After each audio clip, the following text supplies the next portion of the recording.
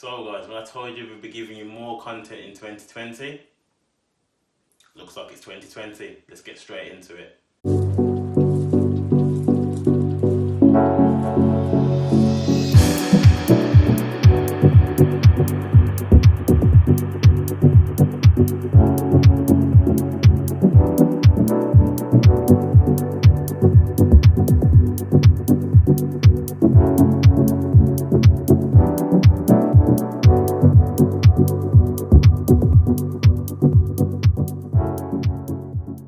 So welcome back to another video from Rebirth Holdings, myself Travis. As we said, we're going to give you a lot more content this year, and we're going to switch up the way that we approach it with the content and the different ways of how we present the content to you. Everyone learns in different strategies, but again, I'm trying something new for you guys. So let me know, please do like, comment, subscribe. Let me know what you think of this video. So, going to quickly talk about the DXY. So going into next year, especially Q1 and Q2, for myself personally, I'm going to be focusing on the US dollar. So any currency pairs that have the US dollar within it, that's what my main focus is on. I can see a lot of trend directional change, which is very, very good for the market in regards to big swings, big projections, big targets. I think the US dollar has a lot of potential next year. Now, that also means that we also have to look at currency indexes.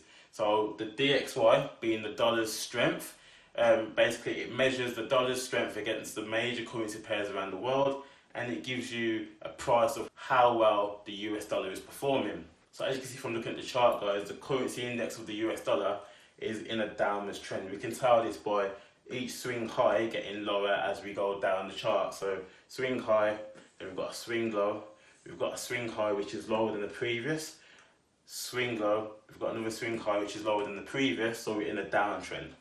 Now, we're looking at the daily time frame, so each candlestick represents one day. So you may know, you may not know, but I'm an intraday and a day swing trader. So for myself personally, I like to take trades each and every day.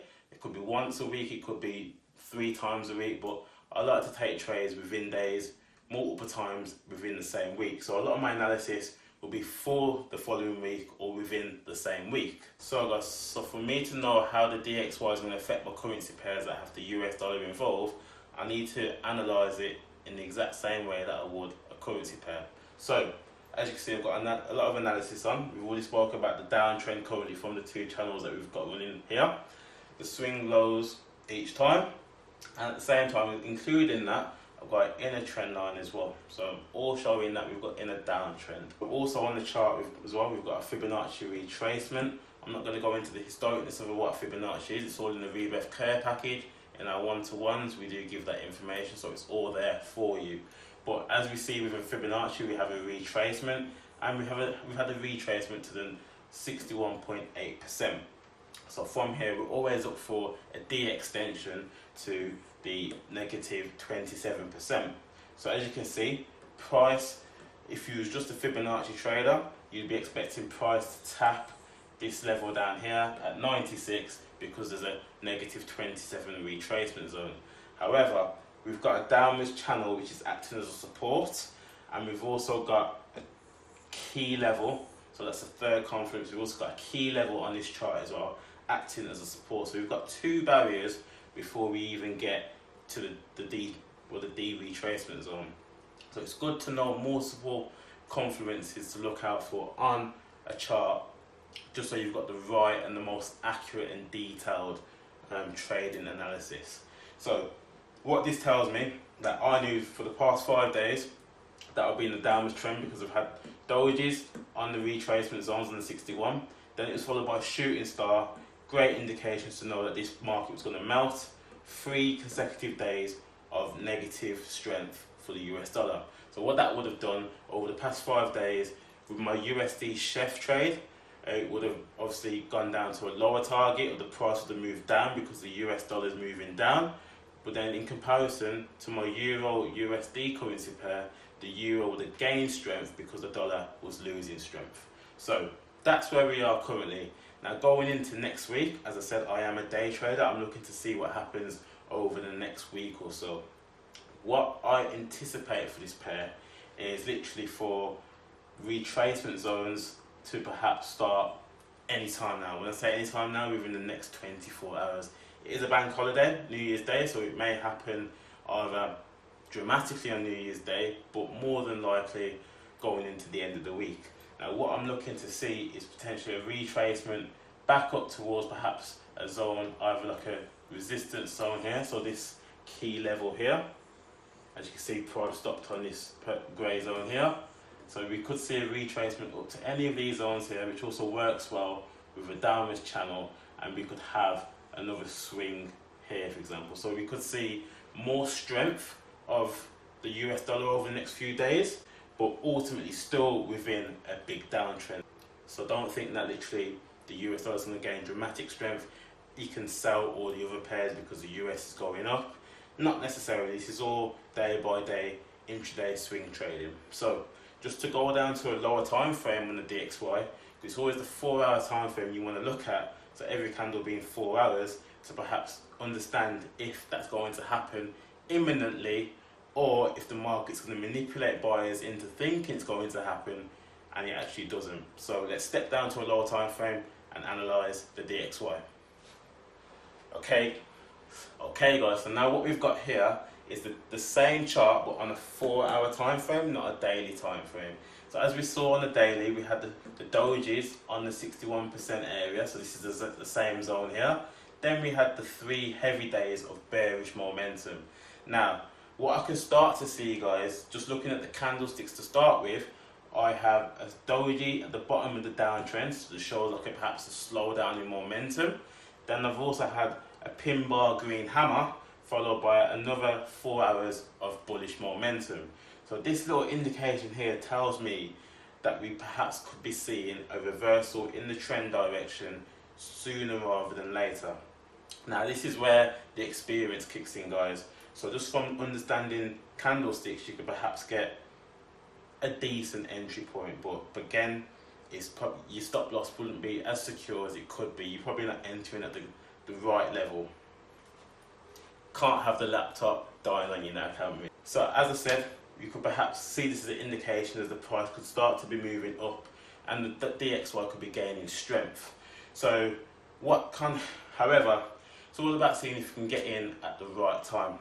So for myself as well, what I've also got here is that price is still underneath a moving average. So as we can see, when we're in the downtrend, price was underneath the EMA, showing me that we're still within a downtrend. Now I would want to see price close on the 4-hour above this moving average, so up here somewhere. Perhaps close up here, retest this as a support now, no longer a resistance, because what you tend to see is when price breaks underneath a support or resistance, so this was a support, it likes to test it as a resistance. If price can break above this resistance, bounce off it as a support, we could start the upwards trend. Now I'll be waiting to see if that happens, because what we could then see, if this acts as a strong resistance, it could bounce back down here on the trend line again, making a double bottom, then flying up. Or if price shoots up, bounces as a support, so it's not receding anymore, it acts as a floor, we could then see a shoot up to the upside. So for me personally, I would be waiting to see what happens around this 96.55%, if it's a support or if it's a resistance, to get the perfect entry. Now again, it's going into New Year's Day. Well, it is New Year's Day when you're seeing this video, so ultimately it's probably not the right day to trade either, because you could have a lot of momentum or a lot of slow days during bank holiday, so we should have to see what happens. But now what I want to do is take you to a chart in particular on what you'd actually trade, understanding the DXY's movement. So for example, I'm going to show you the euro against the US dollar and how this weakness and strength in the US dollar then impacts a currency pair that you'd actually go and place a trade on. Okay guys, so now what we've got here is the Euro USD currency pair, the chart with 0 analysis on it. Now for you to be able to be a profitable and consistent trader, your analysis needs to be spot on. You need to have your key levels, your trend lines, all your annotations on there. So let me go to my Euro USD with all the analysis. There we go. So what you can see here, guys, I've got a trend line. trend line shows that we're currently in an uptrend compared to the DXY's downtrend previously. So that, as you can see, the lows are getting higher each time, and the swing highs are getting higher each time. Okay, so currently in an uptrend.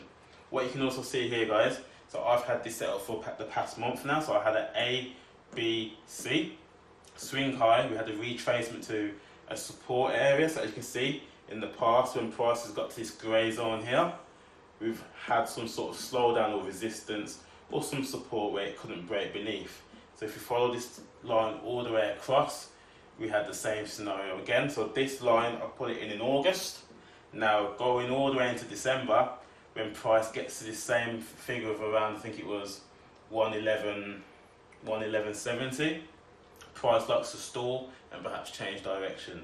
Now with the confluence of a trend line bounce, so we potentially, when we get to a trend line, see a bounce.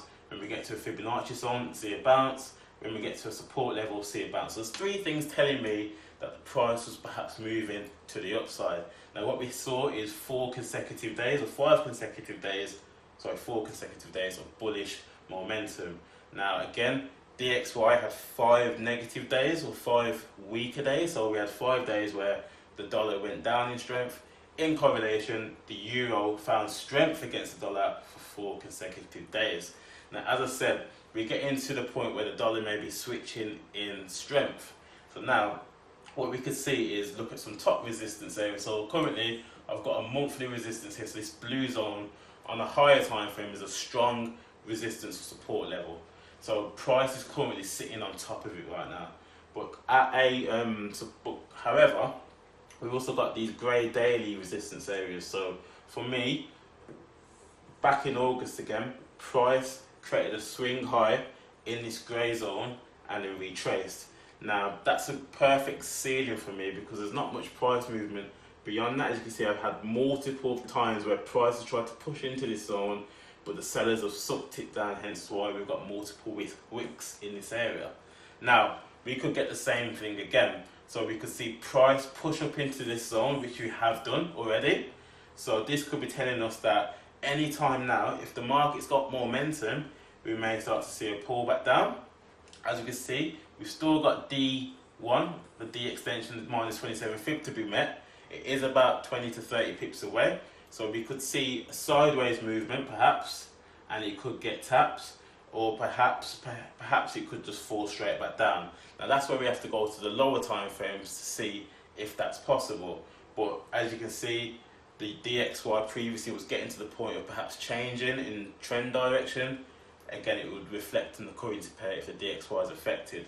So, or if the DXY is involved. So now, let me step down to the 4-hour time frame to see if there's any type of signals that this area is going to hold as a resistance, and we could start to see this change. Before I step down to that time frame, actually, we want to be knowing where. Before I step down to the 4-hour time frame, we want to know where this price could go down to as a short-term target. Let me put on another Fibonacci. I'm going to create a new AB. This was our old AB. If you've got A, B, C, D, I'm going to create a new AB to see where our C would be. Okay guys, so I've just made the chart a little bit bigger for you. So now we've got a new AB, and it's given us some Fibonacci retracement zones where the price could fall down and find resistance. So I'm taking the 61.8. I like a deeper retracement. So I'll be looking for a pullback down to this area here of the 61.8 retracement zone at the price of 1.113. So that's around a 70 pip fall to the downside. Potentially we'd have to then see what happens with price around then, because we could potentially see that we're still in an uptrend, the DXY is still in an overall downtrend, and that's where the weakness could continue from the dollar. We could have a bounce off and shoot up to the upside, or we could potentially have a fourth trend line touch here, and we could perhaps see some more strength from the dollar and have a touch of a lower resistance area here. We could then see a breakout, false break, and it continue to the upside. We could see a bounce straight away. We've got to take it for myself daily, weekly, and see what happens. But yeah, let's go down to the 4-hour time frame. Okay guys, so we've got the 4-hour time frame here. So what you can see is each candle represents 4 hours now. So what we can now see is that we have a moving average here where we have price sitting above the moving average still. So I can't use that as an indication as price is going to the downside just yet. As you can see, I have had the monthly resistance get broken, and we have had the daily support resistance area hold up as resistance at the minute. So that is the only indication telling us that we could perhaps be either moving sideways or potentially at a standpoint for the meantime. Looking at price action, however, we do have a tweezer top at the bottom here, at the top here, and we also have a hanging man. Now again, within the Rebirth Holdings course, kind of tells you what to do and when to enter when you do see these types of candlesticks.